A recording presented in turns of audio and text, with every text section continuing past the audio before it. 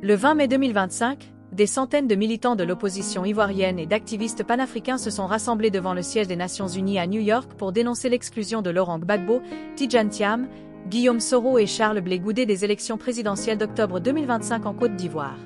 Organisée par le PDCI-RDA, GPS et le Papacy, cette marche a mis en lumière les tensions sociopolitiques croissantes.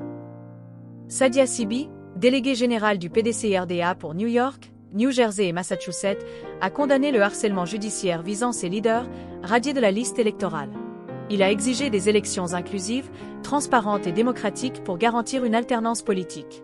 Les manifestants, rejoints par des ressortissants africains solidaires, ont critiqué les 15 ans de pouvoir du RHDP, accusés d'avoir plongé la Côte d'Ivoire dans une crise économique et politique. Ils ont dénoncé les arrestations arbitraires, la manipulation des lois électorales et la destruction de logements et commerces sans compensation. Cette mobilisation a servi de tribune pour exiger un processus électoral équitable, permettant à Gbagbo, Thiam, Soro et Blé Goudé de concourir. Marcel Kragbe, responsable du Papacy aux États-Unis, a appelé à l'unité et annoncé une nouvelle marche à Washington DC le 15 juin. Cette action de la diaspora reflète un appel urgent à la justice et à la réforme démocratique à l'approche d'une échéance électorale cruciale. Côte d'Ivoire, libérée! Côte d'Ivoire, libérée!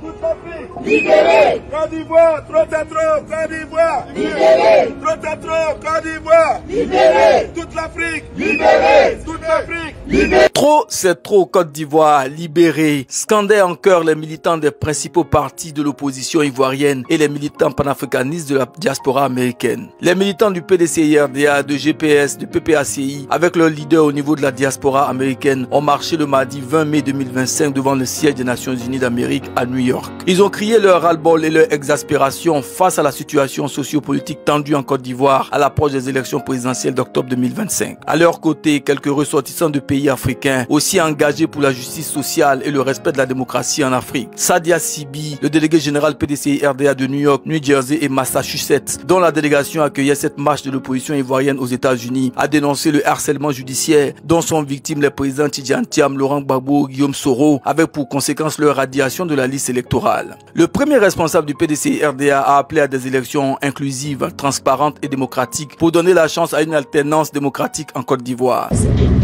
La Côte d'Ivoire, notre beau pays anciennement envié de toute l'Afrique, est respecté dans le monde pour sa stabilité, pour la paix qui régnait, est aujourd'hui méconnaissable de tous. Le RDR, RHDP, au pouvoir depuis 15 ans, maintenant a plongé la Côte d'Ivoire dans une profonde crise, métaphore qui impacte négativement la vie des Ivoiriens et des populations qui y vivent. Cherté de la vie, démolition et destruction d'habitations et petits commerces, au mépris de la morale, sans relèvement pour les victimes, ni compassion dans une situation de crise économique. En retour de liberté de la démocratie, arrestation arbitraire des membres de l'opposition, enlèvement, tentative de musulmans, société civile, refus de réformer la loi électorale, d'éditer la liste électorale avant les élections d'octobre 2025. Et plus grave, l'élimination des leaders significatifs de l'opposition ivoirienne par une justice manipulée et aux ordres du pouvoir. Face à tous ces abus et dérives autoritaires, nous, Ivoiriens et camarades panafricains, depuis l'esplanade de l'ONU, nous disons à la face du monde, trop c'est trop. Trop c'est trop. Trop c'est trop. Nous exigeons une élection présidentielle ouverte, inclusive, démocratique et publique avec la participation de nos leaders, le président Tidjane Thiam, Laurent Gbagbo, Soro Guillaume.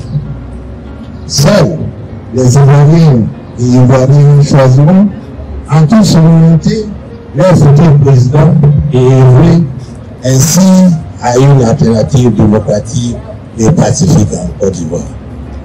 Dieu bénisse la Côte d'Ivoire, nous vous remercions. L'union fait la force. L'opposition ivoirienne doit donc s'unir pour libérer la Côte d'Ivoire, a déclaré Marcel Kragbé, responsable du PPACI aux États-Unis, saluant la mobilisation devant les Nations Unies. D'abord, je tiens à dire merci à vous tous d'être venus ce matin ici devant l'ONU pour une cause noble. Je dois vous saluer, vous dire merci. C'est la première marche, je dirais, avant octobre 2025 devant l'ONU. Nous aurons plusieurs marches. Le 15 juin prochain, on aura une marche avec les frères et sœurs de l'AES. Pour que nous soyons nombreux avec eux. Ensuite, on ira à Washington DC pour protester devant l'ambassade Côte d'Ivoire à DC et puis aussi devant le Congrès, pourquoi pas. La diaspora ivoirienne africaine à l'étranger dessus sera la clé d'ouverture de libération de la Côte d'Ivoire en général. Donc, merci. C'est nous qui allons libérer la Côte d'Ivoire de l'extérieur. Donc je demande votre appui, soyons vigilants, soyons unis dans cette phase de publicité, enfin de marche vers contre le régime du Rwanda. L'union doit faire la force étoile. Nous devons nous unir. Notre point focal, comme on dit, c'est de libérer la Côte d'Ivoire. Nous devons libérer la Côte d'Ivoire. On a un seul pays.